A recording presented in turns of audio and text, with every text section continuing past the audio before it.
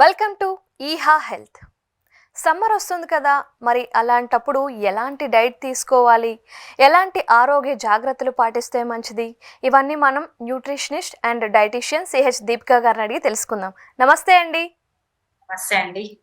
దీపికా గారు, సమ్మర్ వస్తుంది అంటే చాలామంది భయపడుతూ ఉంటారు. అంటే ఎలాంటి డైట్ తీసుకోవాలో తెలీదు. మనం రెగ్యులర్గా తీసుకునే డైట్ తీసుకుంటే బాగా డీహైడ్రేట్ అయిపోతాం. మరి అలాంటప్పుడు ఎలాంటి ఫుడ్ తీసుకుంటే మంచిది ఈ వేసవి కాలంలో? సమ్మర్ లో ఎక్కువ వాటర్ కంటెంట్ ఫుడ్స్ తీసుకోవాలండి. అంటే మన బాడీ హైడ్రేషన్ లో ఉంచుకోవాలి. So we have to focus on more water content foods. అంటే అట్లీస్ట్ అందరూ 3 to 4 litres of water consume చేయాలి daily. And water foods foods లో కూడా వాటర్ ఉన్న ఫుడ్స్ ని మనం ఎక్కువ చూస్ చేసుకోవాలి. లైక్ ఫ్రూట్స్ ఉన్నాయనుకోండి, వాటర్ మిలాన్, కర్బూజా, ఇంకా వెజిటేబుల్స్ ఉన్నాయనుకోండి, కుకుంబర్, క్యారెట్, లీఫీ వెజిటేబుల్స్ లో పాలకూర, లెట్యూస్, ఇందులో మోస్ట్లీ 90% ఆఫ్ వాటరే ఉంటుంది అనమాట.